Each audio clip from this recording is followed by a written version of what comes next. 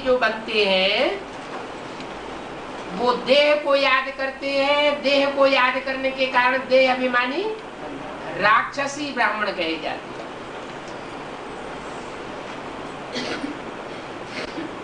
राक्षसी ब्राह्मण जैसे कुंभकर्ण, मेघनाथ और रावण ब्राह्मण तो थे, बड़े ज्ञानी थे, वो भी ब्रह्मा की औलाद थे, लेकिन ज्ञान के सात्विक रूप को धारण नहीं कर सकते थे। उनकी करनी अच्छी नहीं थी। ज्ञान का सुनना और सुनाना तो सभी ब्राह्मण कर लेते हैं,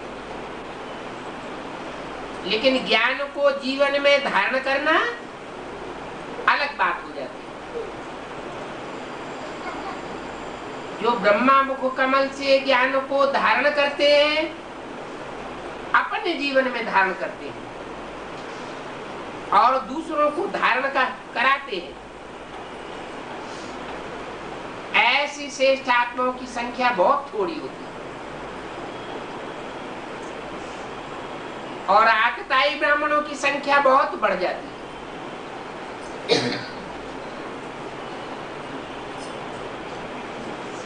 ब्रह्मा के तन में भले मां के रूप में परमात्मा शिव ने पार्ट बजाया, लेकिन जब तक साकार रूप में रहा,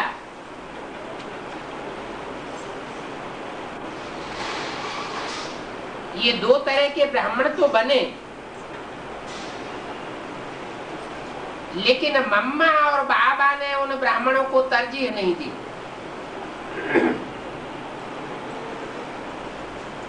बल्कि वो ब्राह्मण ब्रह्मा की गोदी में पलते रहे।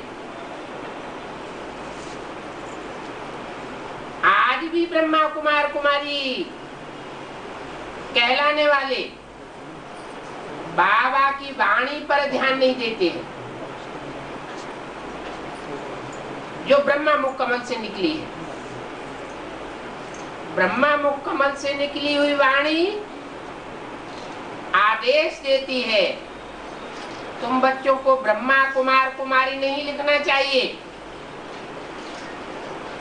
तुम सिर्फ अम्मा के बच्चे नहीं हो, प्रजापिता ब्रह्मा कुमार कुमारी लिखना चाहिए।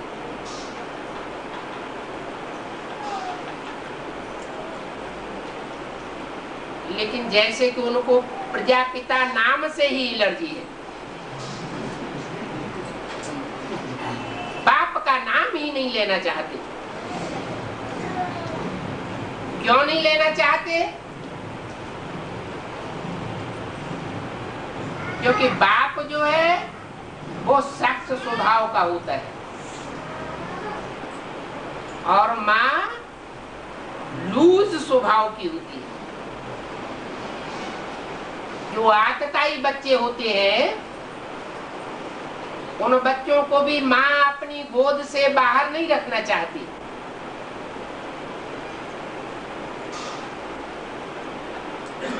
और बाप ऐसे बच्चों को झड़क के अलग कर देता है।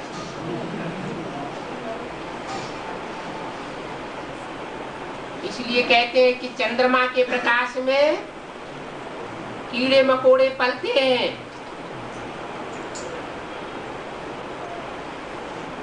ज्ञान सूर्य बाप की रोशनी में ऐसे कीड़े मकोड़े तिल मिलाकर खलास हो जाते हैं। यहाँ तो स्थूल रूप में मरने और जिंदा रहने की बात नहीं है, यहाँ तो है परम पिता परमात्मा शिव की वाणी पर निश्चय बुद्धि माना जीते हैं और अनिश्चय बुद्धि माना मरते हैं। क्योंकि यहाँ तो नियम है मुरली से प्यार माना मुरलीधर से प्यार। अगर मुरली में जो ज्ञान के पॉइंट्स हैं, उन ज्ञान के पॉइंट्स पर मन चिंतन मंथन न चले उनसे प्यार नहीं हो तो उसको नहीं कहा जा सकता कि परमात्मा से प्यार है, क्योंकि परम पिता परमात्मा शिव ज्योति बिंदु तो निराकार है, इन आंखों से देखने में नहीं आता है। वो जब इस सृष्टि पर आता है तो पराये तन में आता है, चाहे वो पराया तन मुकर्रर रथ हो अथवा टेम्परेरी रथ हो।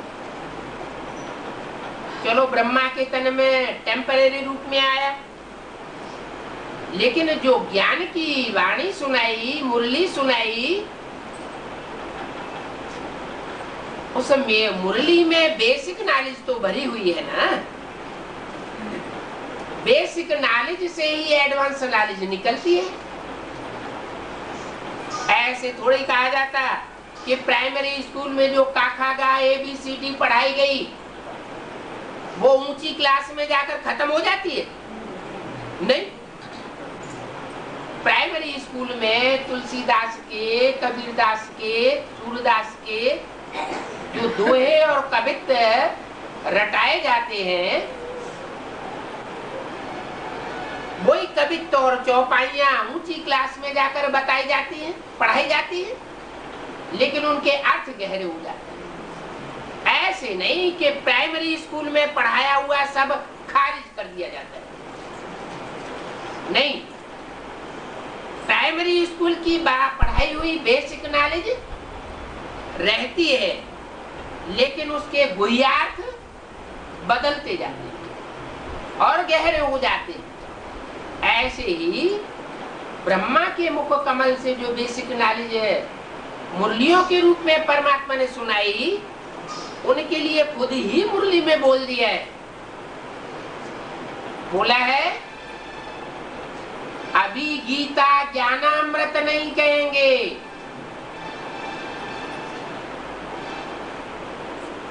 गीता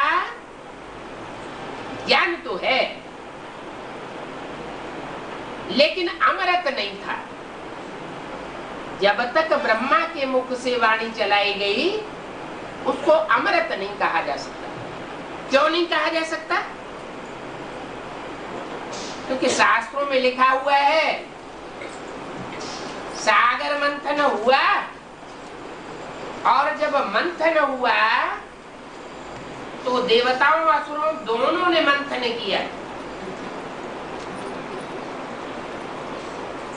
और मंथन करते समय जो रस्सी बनाई गई वो सर्प की रस्सी बनाई गई, वासुकी नाग। उसके मुख के ओर राक्षसों ने पकड़ा और पूंछ की ओर देवताओं ने पकड़ा। माना देवताई आत्माएं जो होती हैं वो मुरली को फॉलो करती हैं पूंछ पकड़ के।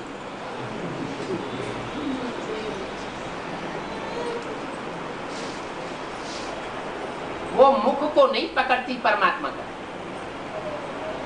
परमात्मा के जो भी महावाक्य हैं उनमें प्रश्न चिन्ह नहीं पैदा किया जा सकता। परमात्मा के वाक्य पत्थर की लकीर है, आज नहीं तो कल सच्चे साबित हो जाएंगे। जो जो महावाक्य परमात्मा ने बोले हुए हैं अथवा ब्रह्मा की सोल के द्वारा, गुलजार दादी के द्वारा बुलवाए हुए हैं, वो सब सच्चे साबित होने वाले हैं।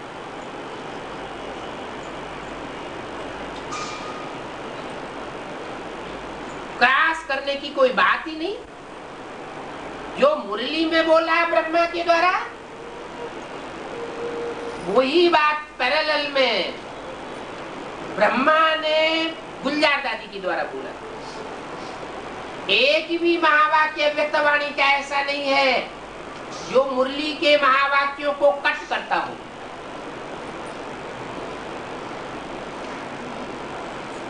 नहीं तो दो आत्माएं जब वाणी चलाती हैं तो उनके महावाक्यों में कहीं न कहीं कोई न कोई क्लास जरूर हो जाता है। कोई भी दुनिया के दो आदमियों को ले लो, उनकी सुनाई हुई बातों में और दूसरे व्यक्ति की सुनाई हुई बातों में अंतर थोड़ा बहुत जरूर पड़ेगा, लेकिन ये गारंटी है कि परमात्मा शिव ने ब्रह्मा के मुख से जो बातें सुनाई, जो ज्ञान के पुंज दिए, जो भी पॉइंट्स आए, और ब्रह्मा की सोल ने गुलजार दादी के द्वारा जो कुछ भी बोला, उनमें कहीं भी क्रास नहीं देखने को मिलता। इससे साबित होता है कि ब्रह्मा की सोल गुलजार दादी में जब प्रवेश करके बोलती है तो पूरा पूरा बाबा की याद में बोलती है। और बाबा कहते हैं तुम मुझे जितना याद करते हो उतना मैं तुम्हारे साथ हूं। अगर 100% याद में है तो मैं 100% तुम्हारे साथ हूं। तो ब्रह्मा की वाणी में कहीं त्रुटि आने की सवाल पैदा ही नहीं होता। ब्रह्मा मुख से जो कुछ भी बोला वो भी सत्य, और गुलजार दादी के मुख से ब्रह्मा की सोल ने जो कुछ भी बोला वो भी सत्य। इतना अंतर जरूर है कि सुप्रीम सोल ने ब्रह्मा के मुख द्वारा जो सुनाया, सुप्रीम सोल ज्ञान का सागर है, ज्ञान सूर्य है, तो जो कुछ भी सुनाता है वो ज्ञान की बातें सुनाता है। और ब्रह्मा की सोल सृष्टि का पहला देवता है। क्या परमात्मा नहीं है, क्या है? पहला देवता। तो जो जैसा होगा वैसे ही वाणी तो सुनाएगा। देवता होगा तो दिव्यता से भरी हुई वाणी सुनाएगा। पहला देवता है तो जरूर दिव्य गुणों से भरी पूरी वाणी चलाता है। देवता की सोल दिव्य गुणों से भरी पूरी वाणी नहीं चलाएगी तो और कौन चलाएगा? तो इतना अंतर जरूर है। गुलजार दादी के मुख से जो कुछ भी सुनाया गया, जिनमें दिव्य गुण नहीं है उनको वो वाणी पढ़ने में बहुत अच्छी लगती है।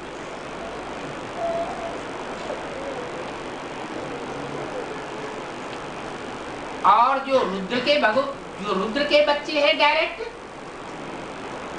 उनको रुद्र ज्ञान बहुत अच्छा लगता है, लेकिन क्रास कहीं भी नहीं है।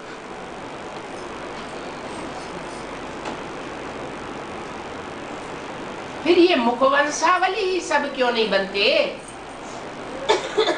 मुखवंशावली कहां से बन जाते हैं? क्या जवाब आया? मुख माना देह। जिन्होंने देहधारियों को ज्यादा प्रेफरेंस दिया, वाणी को प्रेफरेंस नहीं दिया, वो मुखवंशावली राक्षसी ब्राह्मण बनती है। परमात्मा शिव तो आकर के ज्ञान की वाणी चलाती है। ज्ञान माना जानकारी, जानकारी माने सच्चाई की जानकारी। वो है ट्रुथ गॉड फादर। अंग्रेज लोग उसको कहते हैं गॉड इज ट्रुथ। क्या है? सच्चाई को तो गॉड कहा जाता है, नहीं तो वो बिंदी है, वो तो शरीर धारण ही नहीं करता।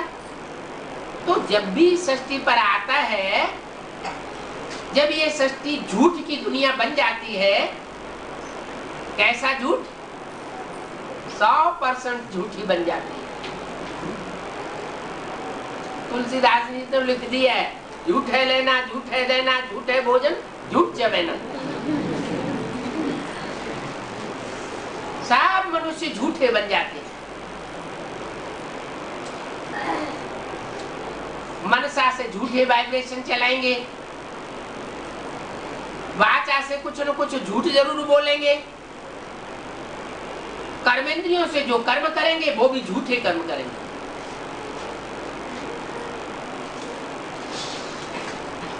तो जब ऐसी झूठ खंड की दुनिया बन जाती है तो परम पिता परमात्मा शिव को आकर के सत्य ज्ञान देना पड़ता है। और सत्य ज्ञान, ज्ञान माने जानकारी, सत्य की जानकारी झूठे मनुष्य नहीं दे सकते। 2500 वर्ष की हिस्ट्री मनुष्य के पास मौजूद है। जब से इब्राहिम आए इस धरती पर, इब्राहिम, बुद्ध, क्राइस्ट, बड़े बड़े धर्म पिताएं आए और उनको फॉलो करने वाली बड़ी बड़ी जनरेशन दुनिया में मौजूद है। क्राइस्ट के 100-150 करोड़ फॉलोअर हो गए। इब्राहिम और मोहम्मद के इससे भी ज्यादा फॉलोअर्स हो सकते हैं, क्योंकि क्रिश्चियंस का वर्चस्व तो दुनिया में अभी 100-200 वर्षों से बढ़ा है। उससे पहले तो मुसलमानों का ही दुनिया में राज्य फैला हुआ था।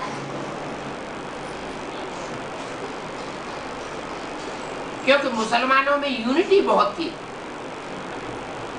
कोई भी मुसलमान हो, काबा में उसकी बुद्धि रखी रहती है। दुनिया के कोई भी क्षेत्र में रहता हो, मक्का मदीना को जो रिगार्ड देगा वो दुनिया के किसी और देश के स्थान को रिगार्ड नहीं दे सकता। एक को मानते हैं, भले जानते नहीं है। नूर को मानते हैं। अल्लाह नूर है। उनकी कुरान में लिखा हुआ है वो सितारा है। ऐसे सितारा जगमगाता है, रोशनी देता है, वैसे अल्लाह भी सितारा है।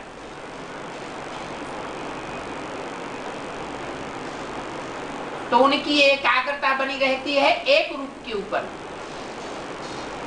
इसलिए सारे विश्व में मुसलमानों ने राज्य किया,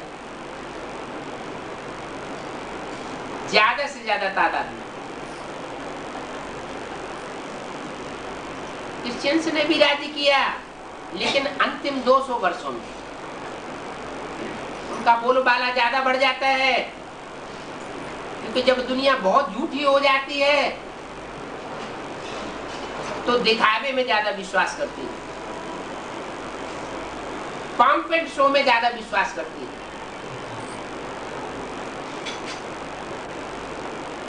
तो जब पंप एंड शो वाली दुनिया हो जाती है तब सुप्रीम सोल इस सृष्टि पर आता है और सच्चाई बताता है।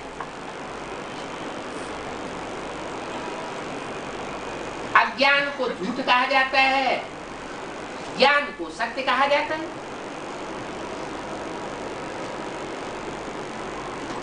और लास्ट में जाकर के सारे संसार में प्रत्यक्ष होता है।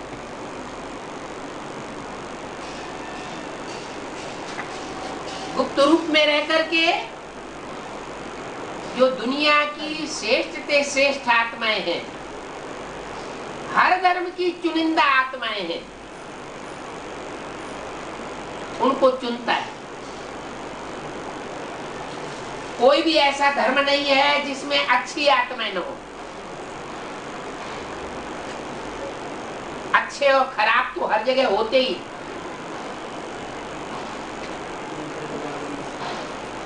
नास्तिक धर्म है,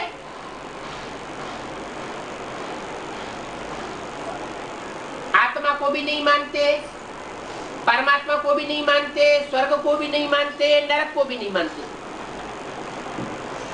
कुछ भी नहीं मानते। सिर्फ वो अपने अहंकार को ही सबसे आगे रखते हैं।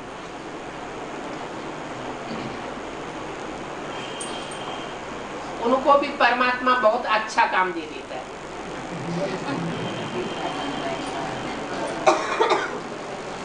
क्या अच्छा काम देता है?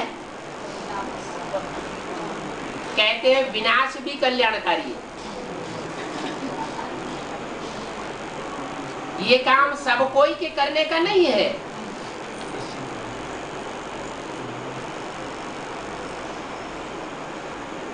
तो जो दुनिया का सबसे लास्ट का धर्म है नास्तिक धर्म, उस बच्चे को भी चुन करके झाड़ में अपने सबसे नजदीक बैठाया हुआ है। टेढ़ी सी जड़ है, टेढ़े स्वभाव संस्कार।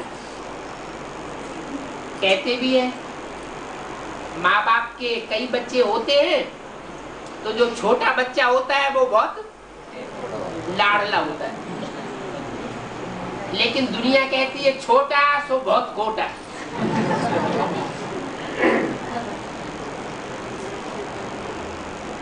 तो एटमिक एनर्जी का निर्माण करते हैं। कब करते हैं? जब परमात्मा से सृष्टि रूपी रंगमंच पर आते हैं, उसी समय उन बच्चों का भी चुनाव कर लेते हैं। सूर्यवंशी बच्चों का भी चुनाव करते हैं, चंद्रवंशी का भी चुनाव करते हैं, इस्लाम वंशी बच्चों को भी दुनिया में से चुनाव करते हैं, बौद्धी और क्रिश्चियन को भी चुनाव करते हैं। माने दुनिया की हर धर्म की आत्माओं को चुनते। जो श्रेष्ठ श्रेष्ठ आत्माएं हैं, परमात्मा में विशेष लगन लगाने वाली आत्माएं हैं, उनको चुनते और चुन करके ब्रह्मा मुखवंशावली ब्राह्मण बच्चे बनाते। चाहते तो यही है कि सब ब्रह्मा मुखवंशावली बने, लेकिन होता क्या है? जन्म जन्मांतर की रग पड़ी हुई है, वो रग जल्दी खत्म नहीं होती। ज्ञान और ज्ञान की बातें जितना भारत की परंपरा में की जाती है, इतना दूसरे धर्म की परंपरा में ज्ञान की गहराइयों में नहीं जाया जाता। पूरी कुरान देख लीजिए, उसमें सिर्फ जैसे मिलिट्री का कोई मार्शल डायरेक्शन देता है, ऐसे डायरेक्शन दिए गए हैं मिलिट्री को। ज्ञान की कोई बात ही नहीं। ज्ञान की बातों के हिसाब से मुसलमानों का कहना है अल्लाह मियां ने पृथ्वी बनाई, अल्लाह मियां ने सूरज बनाया, अल्लाह मियां ने चांद बनाया। अब कैसे बनाया तो कुछ पता नहीं है। क्या बोलते हो? अल्लाह मियां ने कैसे बनाया? अल्लाह मियां के ऊपर उंगली उठाते हो, वो तो कुछ भी कर सकता है। तो ज्ञान नाम की कोई चीज नहीं। ऐसे ही बाइबल में भी दुनिया भर की कथा कहानियां इकट्ठी पूरी पड़ी और उन कथा कहानियों में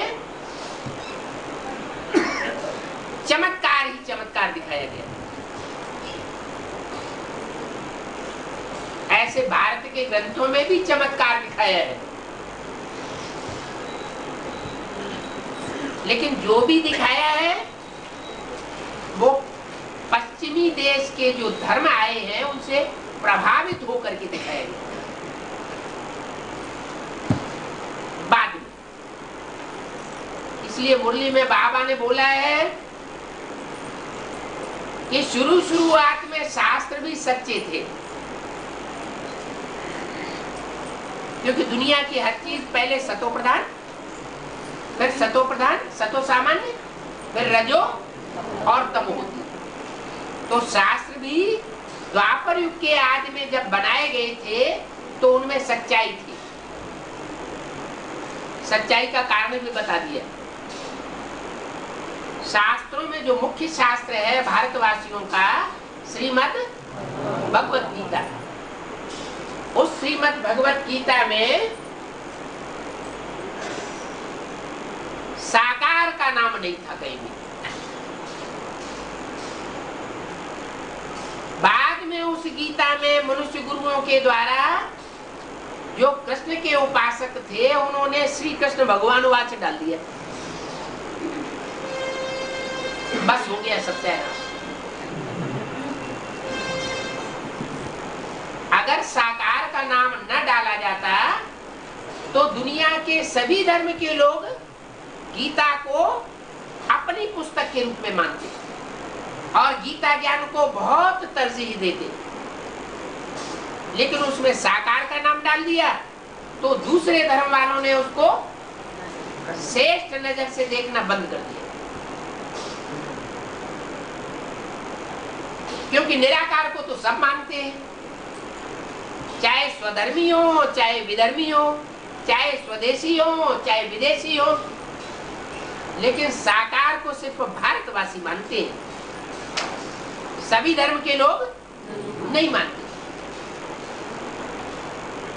तो जो आदि में, द्वापर के आदि में जब शास्त्रों की रचना हुई थी तो गीता सात्विक थी, सत्व प्रधान थी। बाद में जब श्री कृष्ण का नाम ऐड किया गया तो हिंदुओं के शास्त्र भी सब झूठे होने लगे। जिसने जैसा चाहा वैसा उनका अर्थ करना शुरू कर दिया, व्याख्याएं करना शुरू कर दी।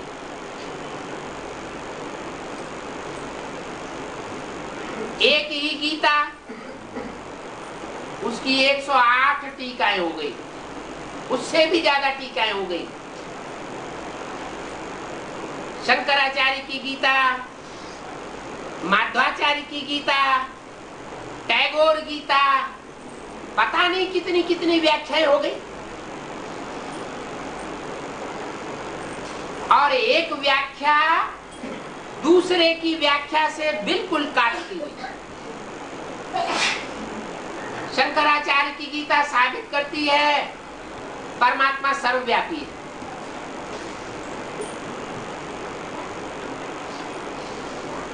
एको ब्रह्म द्वितीयो नास्ति। और माध्वाचार्य की गीता साबित करती है आत्माएं अनेक हैं और सब अलग अलग है और परमात्मा उनसे तुरीय है, अलग है। तो एक दूसरे को मूल में ही काटती है।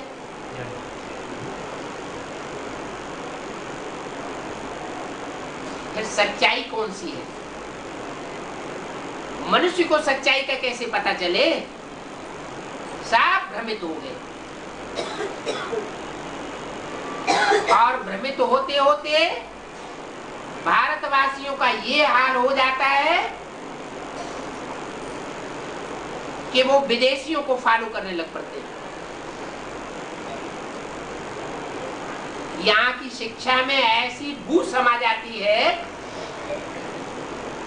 कि अंग्रेज लोग जो शिक्षा दे करके गए हैं उसी शिक्षा को सर्वोपरि मानते हैं।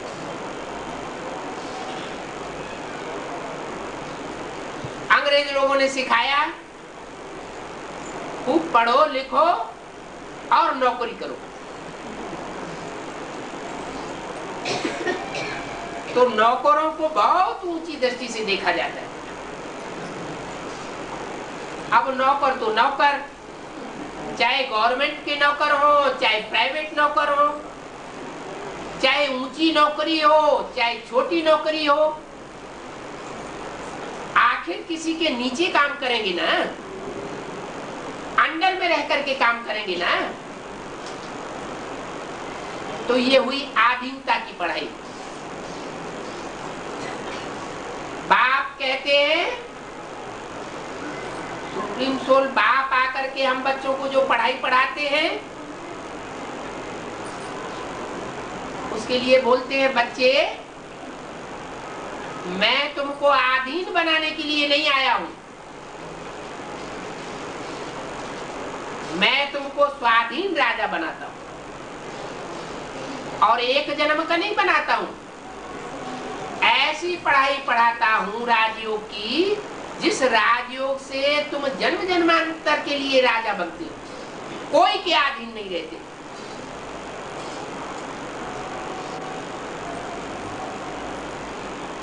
सब तुम्हारे अधीन रहेंगे, लेकिन तुम किसके अधीन रहने वाले नहीं। ऐसी पढ़ाई मैं पढ़ा करके जाता हूं। तो देखो विदेशी शिक्षा क्या बनाती है, और भगवान बाप भारतवासियों को आकर के क्या बनाते हैं। आप कहेंगे आपने भारतवासी क्यों कहा? भगवान तो सब धर्मों में से श्रेष्ठ आत्माओं को चुनता है, तो दूसरे धर्म की, दूसरे देशों की जो आत्माएं चुन करके ब्रह्मा के बच्चे बनते हैं,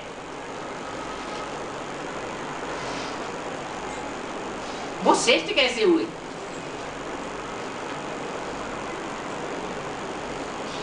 श्रेष्ठ तो कहेंगे जो डायरेक्ट ऊपर से आती है आत्माएं द्वापर युग से, जो कभी देवता नहीं बनती, सत्युग त्रेता में जन्म नहीं लेती, उनके मुकाबले तो वो आत्मा श्रेष्ठ है। क्यों? क्योंकि जो देवताएं थे वही द्वापर युग से दूसरे दूसरे धर्मों में कन्वर्ट होते रहे। देवताएं हिंदू कहे गए द्वापर से, और हिंदू ही दूसरे धर्म में कन्वर्ट हुए। इसलिए भारतवासियों की जनसंख्या कम होती गई, और विदेशियों और विधर्मियों की जनसंख्या बढ़ती गई। भारतवासियों की जनसंख्या इसलिए कम हुई कि वो दूसरे धर्मों में कन्वर्ट हुए। क्यों कन्वर्ट हुए? क्योंकि दूसरे धर्म के जो धर्म पिताएं आते हैं वो देवताओं की पवित्रता को नहीं पहचानते, वो व्यभिचार फैलाने वाले होते हैं। व्यभिचार माने सारी दुनिया को वैश्यालय बनाने वाले होते हैं। और भगवान ने आकर के जो दुनिया स्थापन की थी वो शिवालय बनाई थी। उस शिवालय की दुनिया में राधा की आंख कृष्ण में ही डूबती थी और किसी में नहीं डूबती, और कृष्ण की आंख राधा में ही डूबती थी। दृष्टि मात्र भी व्यभिचार नहीं था, तो कर्मेंद्रियों से व्यभिचार होना तो बहुत दूर की बात। और सतयुग त्रेता दो युगों में इतनी अव्यभिचारी शिवालय की दुनिया थी। जब से ये विधर्मी आए, इन्होंने संसार को व्यभिचार में ढकेल दिया, वैश्यावृत्ति में ढकेल दिया। दृष्टि से, वृत्ति से, वाचा से और कर्मेंद्रियों से भी व्यभिचार संसार में फैलाया। क्यों फैलाया? क्योंकि इन्हें तो अपनी जनरेशन बढ़ानी थी। सतयुग त्रेता में जनरेशन जास्ती नहीं बढ़ती, क्योंकि श्रेष्ठ इंद्रियों से संतान पैदा होती है, इसलिए देवभान आता ही नहीं। द्वापर युग में भ्रष्ट इंद्रियों से संतान की उत्पत्ति होना शुरू हुई, क्योंकि इन धर्म पिताओं ने आकर के द्वैतवाद फैला दिया। दो प्रकार की धारणाएं सुनाना आरंभ कर दी, दो प्रकार के धर्म बना दिए, दो प्रकार की भाषाएं फैल गई, और दो प्रकार के दुनिया में राजाएं हो गए, और दो प्रकार के धर्म खंड हो गए। 2 से 4, 4 से 8 बढ़ते ही चले गए। जैसे जैसे व्यभिचार फैलने से जनसंख्या बढ़ती चली गई, वैसे वैसे दुनिया में धर्मखंड भी बढ़ती चली गई। और सभी धर्म पहले सतो प्रधान, फिर बाद में कलयुग के अंत में आकर के सब तमो प्रधान बनने ही होते हैं। तो ऐसे ही हुआ। इब्राहिम, बुद्ध, क्राइस्ट आदि जो धर्म पिताएं थे, उन्होंने आकर के देवताओं को कन्वर्ट किया, हिंदू से अपने धर्म में कन्वर्ट कर लिया और कन्वर्ट करके उनको ले जाकर के आधीन बनाया। आधीन बना करके उनको, उनकी आत्मा को जैसे मार दिया। आधीन जो होता है वो अपनी बुद्धि नहीं चलाता। तो जो भी आत्माएं दूसरे दूसरे धर्म में कन्वर्ट होकर के चली गई, भगवान बाप तो जानता है कि ये देव आत्माएं थी।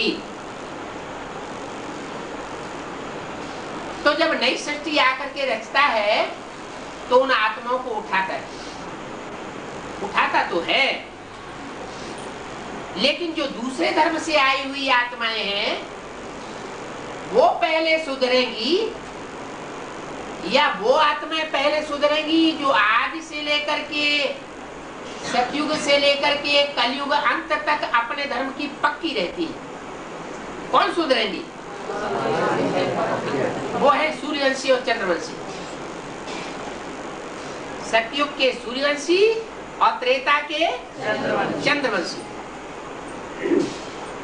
वो आत्माएं आदि से लेकर के अंत तक दूसरे धर्म में जीते जी कन्वर्ट नहीं होती। जो अपने धर्म का पक्का होगा वो कभी भी कन्वर्ट नहीं होगा, और जब दूसरे धर्म में कन्वर्ट नहीं होगा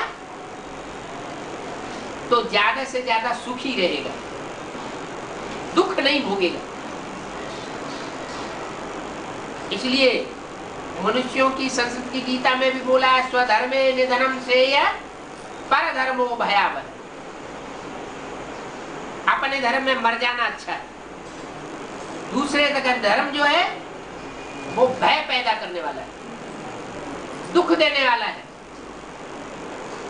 तो जो आत्माएं दूसरे धर्म में कन्वर्ट होती रही वो ही माउंट आबू में आकर के ब्राह्मण बनी है। और जो अपने धर्म के पक्के थे, एकदम पक्के थे, वो यज्ञ के आदि में ही ज्ञान सूर्य राम वाली आत्मा के साथ यज्ञ छोड़ करके चले गए। क्यों चले गए उसका भी कारण बताया, मुरली में ही कारण बता दिया। शुरुआत में पूरा ज्ञान नहीं था तो छोड़ करके चले गए। शुरुआत में ओम ओम की ध्वनि लगाई जाती थी, जैसे दुनिया में कीर्तन करते हैं, भक्ति मार्ग में कीर्तन करते हैं ना, और पुरानी भक्ति मार्ग की गीता के अर्थ बैठ करके सुनाते थे, जैसे दुनिया में सुनाए जाते। तो सब भक्ति मार्ग के ही क्रियाकलाप चल रहे हैं। जैसे भक्ति मार्ग में अच्छे अच्छे भक्तों को साक्षात्कार होती रहती है, ऐसे ही सिंध हैदराबाद में भी जो भी सत्संग में आते थे वो साक्षात्कार करते थे और रास रचते रहते। रास करना, प्रसन्न होना और साक्षात्कार करना। अल्पकाल का उमंग उत्साह तो बढ़ता ही है, ज्ञान नहीं था। जब ज्ञान की रोशनी नहीं है तो सूर्यवंशी बच्चे कैसे टिकेंगे? जो बुद्धिवादी होती है उन्हें तो बुद्धि का भोजन चाहिए। बुद्धिमानों की बुद्धि कौन है? परम पिता परमात्मा शिव है बुद्धिमानों की बुद्धि। इब्राहिम, बुद्ध, क्राइस्ट आदि जो धर्म पिताएं हैं उनको बुद्धिमानों की बुद्धि नहीं कहेंगे। क्यों?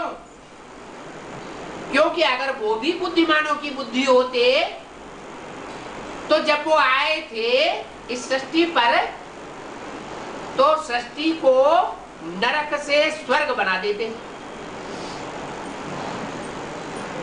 लेकिन क्या किया, और ही उनके आने के बाद ये सृष्टि नरक बनती गई। तो उनकी बुद्धि का दिवाला मारा गया, यही कहा जाएगा ना। एक शिव परमात्मा ही है जो बुद्धिमानों की बुद्धि है, और उस बुद्धिमानों की बुद्धि के जो डायरेक्ट बच्चे बनते हैं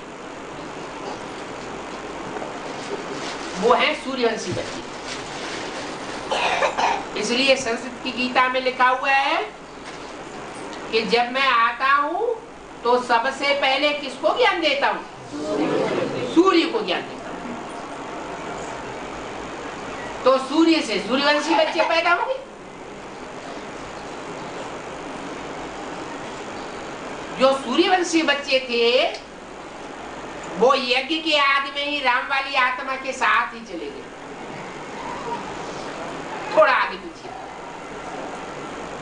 फिर कौन बचे, चंद्रवंशी बचे, इस्लाम वंशी बचे, बौद्धी वंशी बचे। सभी धर्मों की आत्माएं धीरे धीरे ब्रह्मा बाबा के शरीर छोड़ने तक यज्ञ में आती रही। हर धर्म की आत्माएं आई और परमात्मा बाप से अपना अपना वर्षा ज्ञान का लेती रही। लेकिन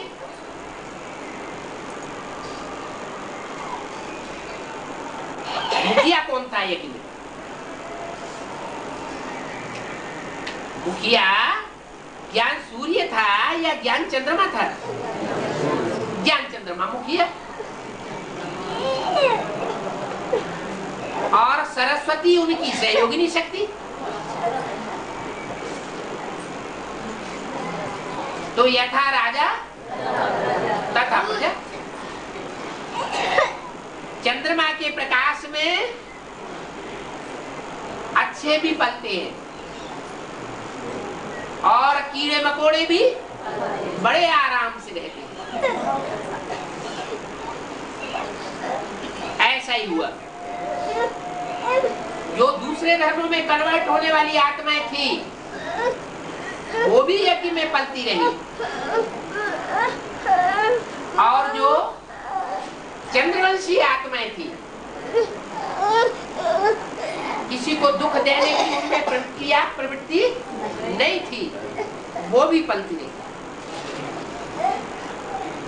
अभी भी 10-12% ऐसी आत्माएं हैं चंद्रवंशी, प्योर चंद्रवंशी,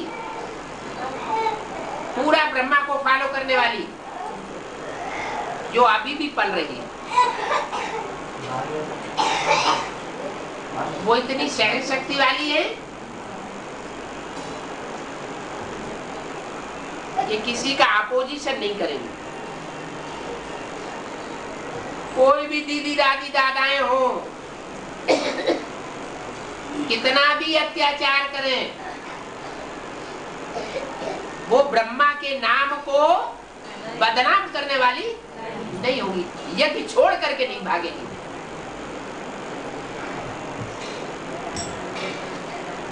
उन बच्चों के लिए मुरली में बोला है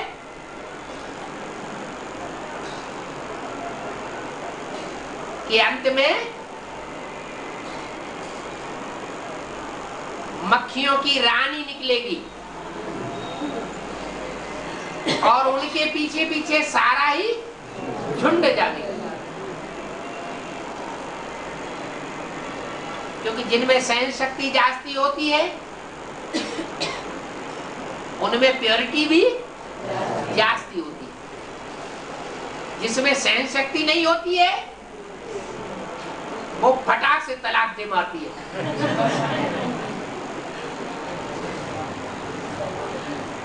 एक तलाक देगी, दूसरा करेगी, दूसरा तलाक देगी, तीसरा करेगी, चौथा करेगी। विदेशों में देखो जाके, तलाक ही तलाक। क्योंकि सहन शक्ति दूसरे धर्मों में नहीं है, चंद्रवंशियों में सहन शक्ति है। किसकी औलाद? चंद्रमा की। ज्ञान चंद्रमा ब्रह्मा ने कितना सहन किया। बच्चों ने हार्ट फेल कर दिया और वो भी सहन कर लिया। चाहते तो बच्चों का अपोजिशन भी कर सकते थे, लेकिन अपोजिशन नहीं किया। तो जब ब्रह्मा बाप ही जिनका सहन शक्ति का भरा पूरा 100% हो, तो बच्चे कैसे होंगे? वो भी सहन शक्ति के आधार। वो आत्मा अभी भी यज्ञ के अंदर है, जो ग्रुप विजयमाला का दाना बनती है।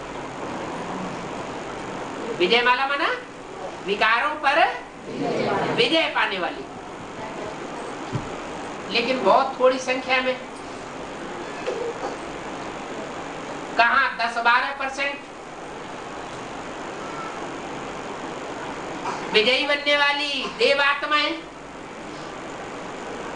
और कहाँ ढेर सारा हुजूम राक्षसी आत्माओं का भरा पड़ा है।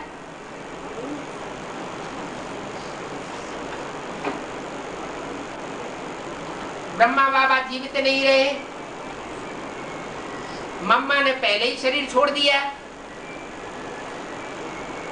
तो मम्मा बाबा के शरीर छोड़ने के बाद यज्ञ के अंदर आपाधापी मच गई। जैसे द्वापर शुरू होता है तो अपना अपना प्रोविंस अलग अलग कर लेते हैं। इस्लामी आए, उन्होंने अरब देश में अपनी राजधानी जमा दी, अपना प्रोविंस अलग कर दिया। हिंदुओं का राज्य अलग हो गया, भारतवर्ष, उनका अरब देश। क्राइस्ट आए, क्रिश्चियन धर्मखंड, यूरोपीय धर्मखंड अलग हो गया, उनका राज्य अलग हो गया, उनकी भाषा अलग हो गई, उनका धर्म अलग हो गया। ऐसे ही महात्मा बुद्ध आए तो भारतवर्ष में, लेकिन उनके माँ बाप ने उनको देश निकाला दे दिया, क्योंकि मनमाने तरीके से अपनी अपनी बातें सुना रहे थे। बातें तो उनकी उस समय सच्ची थी, लेकिन भारतवासी जो राजाएं थे वो तामसी थे, सहन नहीं किया। दूसरे देशों में जाकर के उन्होंने अपने धर्म को फैलाया, चीन जापान आदि में, और बौद्ध धर्मखंड भी स्थापन हो गए। तो जैसे द्वापर युग आते आते दूसरे दूसरे धर्मखंड स्थापन हो गए, अपना अपना प्रोविंस दुनिया में अलग अलग स्थापन हो गया। ऐसे ही मम्मा बाबा के शरीर छोड़ने के बाद यज्ञ में अलग अलग जोनल इंचार्जेस बनाए गए, और सारे हिंदुस्तान को जोनल इंचार्जेस को सौंप दिया गया अलग अलग तरीके से। गुजरात का जोन इंचार्ज अमुक, यूपी का जोन इंचार्ज अमुक, कर्नाटक का जोन इंचार्ज अमुक, तमिलनाडु का जोन इंचार्ज अमुक, बंगाल का जोन इंचार्ज अमुक। अलग अलग राज्य हो गए, धर्म सत्ता राज्य सत्ता अलग अलग हाथों में चली गई। कब से हुआ ये? बाबा ने जब से शरीर छोड़ा 69 में, उसके बाद से ही तुरंत ये जोनल इंचार्जेस बनाए गए। ये बंटवारा कौन करता है? भारतवासी आत्माएं, चंद्रवंशी आत्माओं ने बंटवारा किया, या दूसरे धर्म के जो कन्वर्ट हुई आत्माएं ब्राह्मण आकर के बनी थी, उन्होंने ये बंटवारा किया? वही ब्राह्मण आत्माएं जो ज्ञान पर विशेष ध्यान नहीं देती थी, ब्रह्मा मुख से निकले हुए महावाक्यों को ध्यान नहीं दे रही थी, देहधारियों को विशेष महत्व दे रही थी, देहधारियों के अलग अलग ग्रुप बना रही थी। उन्होंने ये अलगाववाद पैदा कर दिया, क्योंकि 63 जन्मों के उनके अंदर अलगाववाद के संस्कार भरे हुए, वो संस्कार एकदम समाप्त नहीं हो सकते। और जो चंद्रवंशी आत्माएं थी वो इस राज को नहीं जान सकी और वो आराम से उनके अधीन हो गई। जो विधर्मी आत्माएं हैं उन्होंने बातें बनाना शुरू कर दिया। क्या बातें बनाना शुरू किया? बाबा ने हमको निमित्त बनाया है।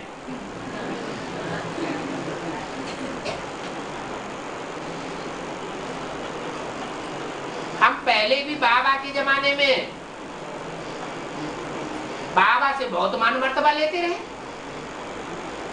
बाबा जितना मान मर्तबा हमको देते थे उतना और किसी को नहीं देते थे। लेकिन बाबा ने तो सब कुछ क्लियर कर दिया वाणी। अव्यक्त वाणी जो चली उसमें भी बता दिया।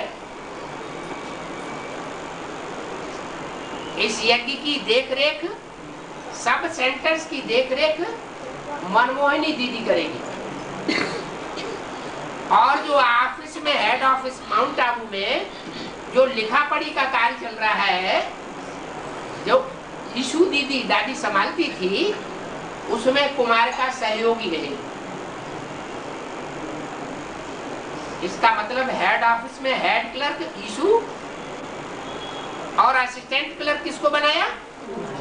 कुमार का। लेकिन हिंदुस्तान में अभी कलयुग में क्या हो रहा है? कोई भी ऑफिस में चले जाओ, जो ऑफिसर है वो सिर्फ कुर्सी पर बैठता है और सारी सत्ता क्लर्कों के हाथ में होती। ये लाल फीता शाही का जमाना चलता है। ऐसे ही यज्ञ में हुआ।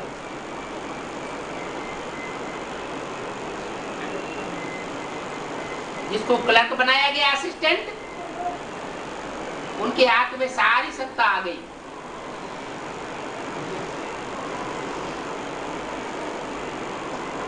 और जिनको मुखिया बनाया गया था वो प्राण पखेरु छोड़ करके चले गए।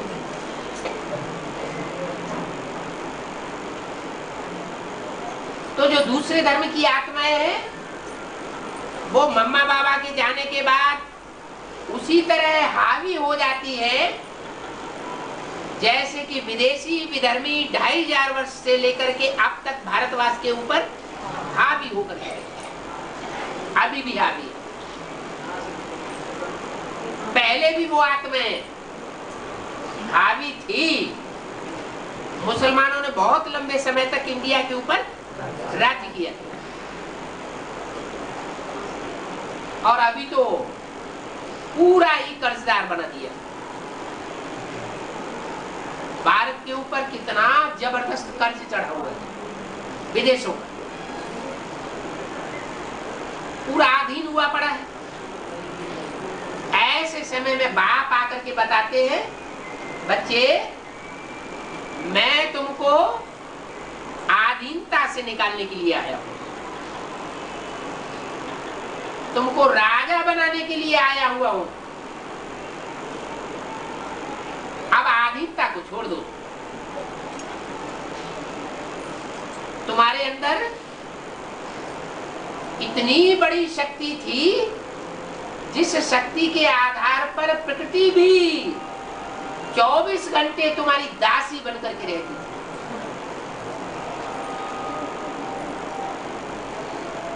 तुम्हें धन धान्य कमाना नहीं पड़ता था। हीरे जवाहरातों के ढेर लगे रहते थे और 36 प्रकार के जो भोग हैं वो भी तुमको बनाने खाने नहीं पड़ते थे। प्रकृति सब कुछ मुहैया कराती। एरोप्लेन के कारखाने नहीं थे। ऐसे बड़े बड़े सुंदर सुंदर पक्षी थे जिन पक्षियों पर बैठ करके तुम आकाश में उड़ान भरते थे, तुम्हारी अपनी अपनी फैमिली के अपने अपने उड़न खटोले थे, उनको इशारा करते थे, आंख का इशारा पकड़ते थे, इधर तो इधर उड़े, इधर तो इधर उड़े, ऊपर तो ऊपर गए, नीचे तो नीचे आए। हैं? बोलने की भी जरूरत नहीं पड़ती। सामने देखते तो सामने दौड़ते हैं।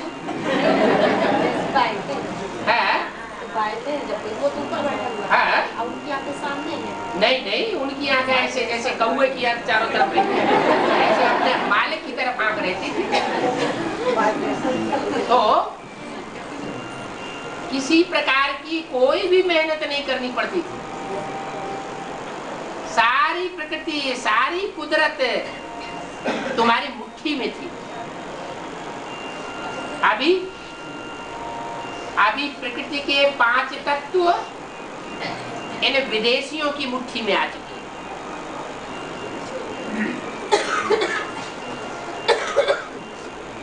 वो 5 तत्वों को कंट्रोल की हुई पावर कुछ तुमने भी उनसे सीख ली है, नकल कर ली है।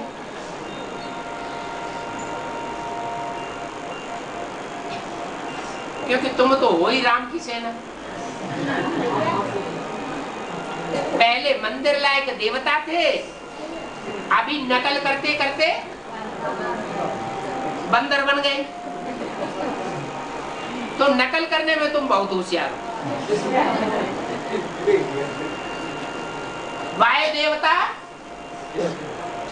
को उन्होंने कंट्रोल करना सिखाया और हमने कंट्रोल करना सीख लिया। एक बटन दबाया और पंखा घूमता।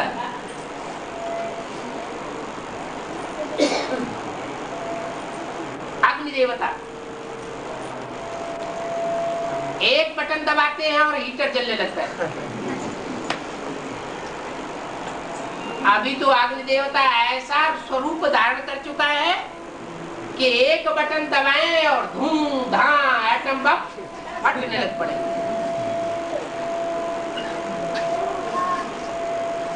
चाहे अग्नि देवता हो, चाहे वायु देवता हो, चाहे पृथ्वी देवता हो, जल देवता हो, सब कंट्रोल कर लिए हैं विदेशियों। लेकिन जो पूरी प्रकृति है संघातमयी, वो अभी भी किसी के कंट्रोल में नहीं है।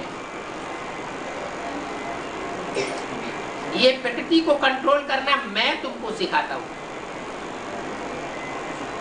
पृथ्वी, जल, वायु, अग्नि, आकाश, उन्होंने तो अल्पकाल के लिए कंट्रोल किए और मैं तुमको 2500 वर्ष तक के लिए कंट्रोल करना सिखाता हूं।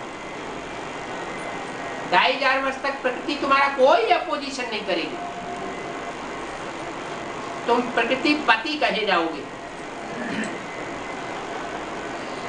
अभी प्रकृति जब चाहे तब मनुष्य के ऊपर हावी हो जाती है, विदेशियों के ऊपर भी हावी हो जाती है। पृथ्वी हिलना आज तक भी कोई वैज्ञानिक ऐसा नहीं हुआ है जो भूकंप को रोक सके। आंधी तूफान अभी भी आते रहते हैं। बाप कहते हैं अब मैं तुमको ऐसी स्वतंत्र दुनिया बनाने के लिए आया जिसमें सारी पृथ्वी तुम्हारी होगी, सारा आकाश तुम्हारा होगा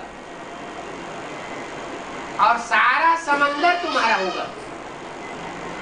अभी क्या है? अभी तुम्हारा एरोप्लेन दूसरे के आकाश में चला जाए, मार देंगे, गिरा देंगे। तुम्हारा जहाज दूसरे के समंदर में चला जाए बिना परमिशन के तो उसको खलास कर देंगे। तो अभी हदें हैं, ये मनुष्य की बनाई हुई हदें हैं। भगवान बाप आकर के इन सब हदों को तोड़वा देते। लेकिन इतना लंबा टाइम क्यों लगता है? इस यज्ञ को शुरू हुए कितने वर्ष हो गए हैं? 70 साल होने जा रहे हैं। 70 साल होने के बावजूद भी प्रकृति हमारे कंट्रोल में क्यों नहीं आई? बाप भी मुरली में कहते हैं, बच्चे तुम हेवनली गॉडफादर के बच्चे हो तो तुम स्वर्ग में होने चाहिए ना, फिर नरक में क्यों बैठे हो? 70 साल हो चुके और 70 साल के बाद स्वर्ग में होने चाहिए, नरक में होने चाहिए है? अरे दुनिया में भी बाप का बच्चा बनता है तो 18, 20, 25 साल में बाप का वर्षा ले लेता है। अब यहाँ 70 साल के हो गए।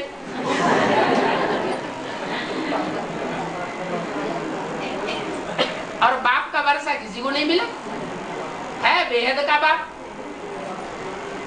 अरे बेहद का बाप आया हुआ है तो बेहद की बादशाही मिलनी चाहिए ना, क्यों नहीं मिल पा रही? बाप डुरापा देते हैं, हेवनली गॉडफादर के बच्चे हो तो हेवन में होना चाहिए ना, मुरली में ही बोला। फिर नरक में क्यों बैठे हैं?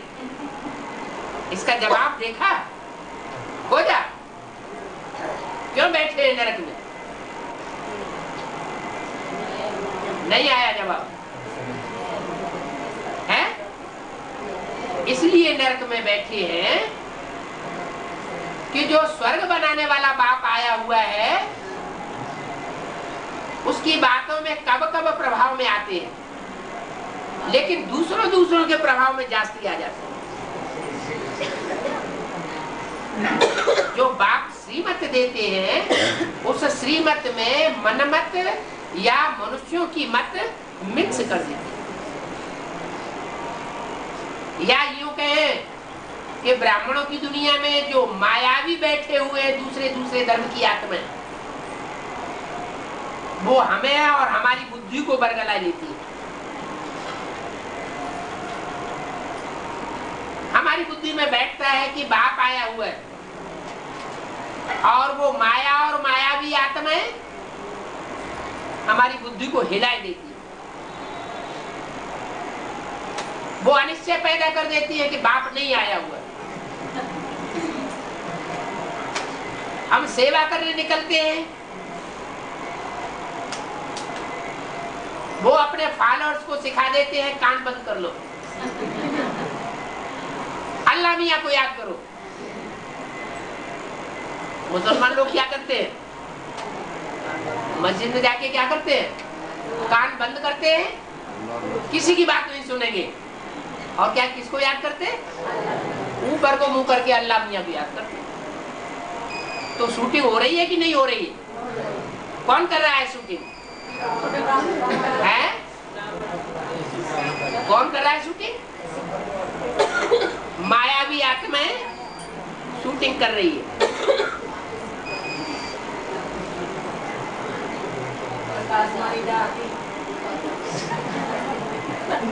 माया को बेटी कहा जाता है। बाप कहते हैं माया मेरी बेटी है। बेटी को भी काम मिला हुआ है, क्या? हिलाने का काम मिला हुआ है। ऐसे ही जो आया उसी को हिलाती रहेगी क्या? नहीं, उसको भी जो काम मिला हुआ है उसका भी कानून है। क्या कानून है? बच्चे जो मेरी मत पर नहीं चलते हैं, जो बच्चे श्रीमत पर नहीं चलते हैं, हे माया बेटी तुम उनको खूब फटकाओ।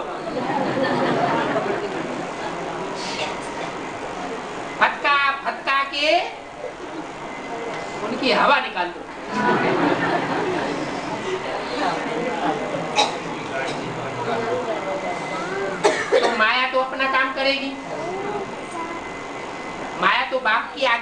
बच्ची है ना। और फिर ये भी बता दिया कि सबसे पहले बुद्धि से सरेंडर माया होगी। क्या? अरे इतनी बेसिक नॉलेज में ब्रह्मा कुमार कुमारियां सरेंडर हुए पड़े हैं और एडवांस नॉलेज में इतने सरेंडर हुए पड़े हैं।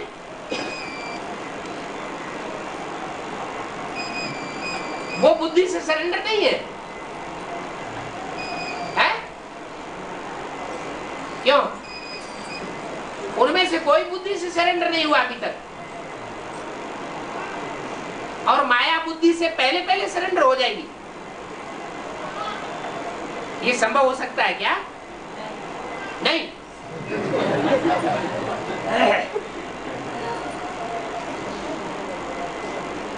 बाप ने बोला है तो जरूर पत्थर की लकीर बोली होगी।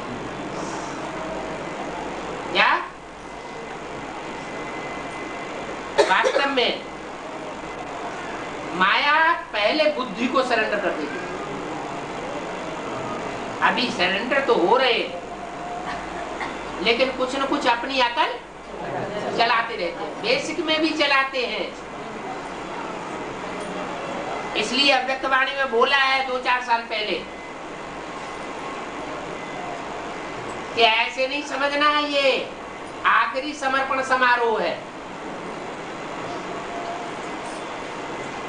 अव्यक्त बाप दादा गुलजार दादी की बुक से बोला अभी दोबारा भी समर्पण समारोह करेंगे।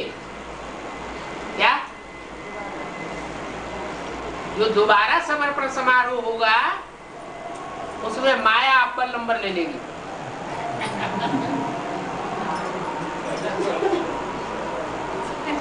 इसलिए बाप की बड़ी बच्ची है, बड़ी बच्ची में ज्यादा ताकत होती है या छोटी छोटी बच्चियों में ज्यादा ताकत होती है? बड़े बच्चे में ज्यादा ताकत होती है या जो छोटे भाई होते हैं उनमें ज्यादा ताकत होती है? बड़े बच्चे को कहा जाता है दादा, क्या कहते हैं? बहुत दादागिरी दिखाता है। मुरली में बोला है जो बड़ा बच्चा होता है वो बाप समान होता है। क्या? जब बाप अगर शरीर छोड़ जाए तो बड़े बच्चे के हाथ में सारी ताकत आ जाती है और वो छोटे भाइयों की ऐसे ही परवरिश करता है जैसे बाप अपने बच्चों की परवरिश करता है। तो बड़ा भाई बाप समान होता है तो बड़ी बहन किस समान होती है? अरे माँ नहीं तो मौसी तो होगी।